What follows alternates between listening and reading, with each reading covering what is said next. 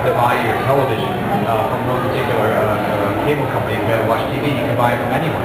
And we should be able to have the same kind of openness across all our platforms. You can walk into any kind of retail store, the Radio Shack, your Best Buy, and buy a telephone, take it home and plug it in the telephone network. You can buy any kind of a TV and take it home and plug it in. And we should have the same kind of openness across those different standards. So we've taken a couple steps at the Commission on that. And one of them was to say that when we auctioned off this piece of spectrum that a lot of these companies wanted, that they were going to have a condition that you had to be open to any device and any application.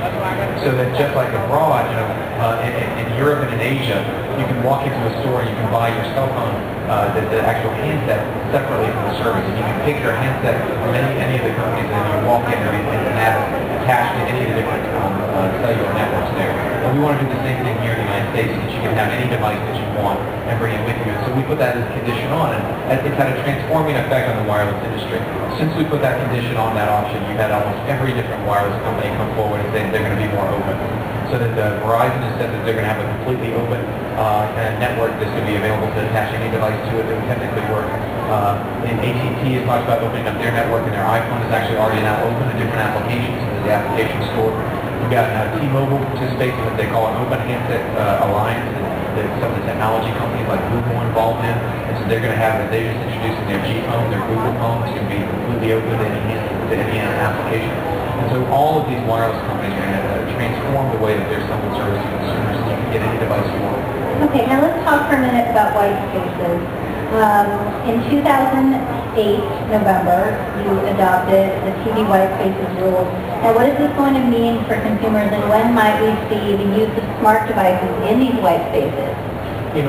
What we were trying to do is make sure that we're taking advantage of the spectrum in the most efficient way possible, because this is such an important natural resource.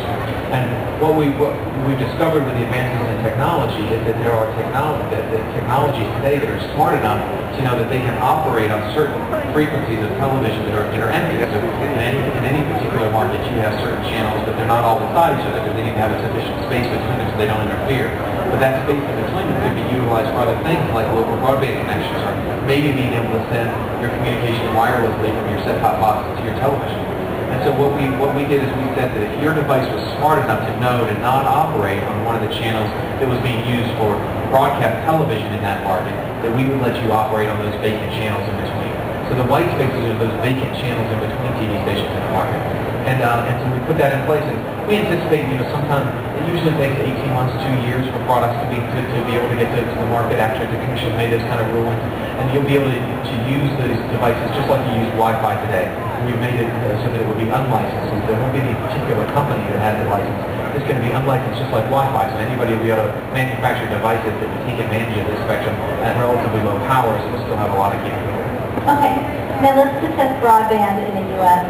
For just a little bit here. Can you talk about what you've done as chairman to help in this area, about getting people connected and giving access to the internet, and where do you think the FCC should be looking to further advance access to broadband for all of America? There's several things. Being connected to broadband and the internet today, it's just as important as it was to be connected to a basic telephone service in the past. Increasingly, so many aspects of your life are going to be impacted by having access to the internet, whether it's the way we're going to educate our children, or the way that you're going to be able to receive health care, to being able to work from home. So broadband connection is going to be critical on a going forward basis. So we need to make sure that everyone is being able to be connected to broadband. And so what we've tried to do is make sure that the companies that have those pipes in people's homes have the opportunity and incentive to upgrade those. And we've seen dramatic increases in investment over the last few years because of some of the changes we've made from a regulatory standpoint.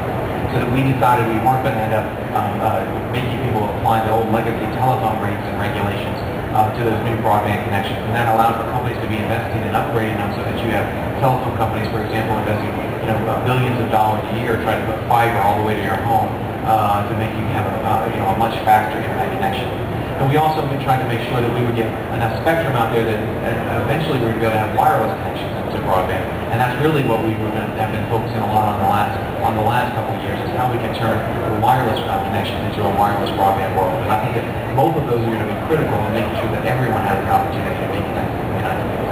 Well, thank you so much for sharing your insights with us. Is there anything else you'd like to add? No, other than it's always exciting to get a chance to come to the Consumer Electronics Show and see what some of the devices are that people are going to be using and see how people are trying to take advantage of the change. Well, thank you very much. We do appreciate it. Let's give a big thank you to Chairman Kevin Martin. Thank you so much. Thank you. And be sure to join us in just a few minutes for our guests, the Living in High Definition family. They'll help you learn what it's like to truly live in high definition. Thank you so much.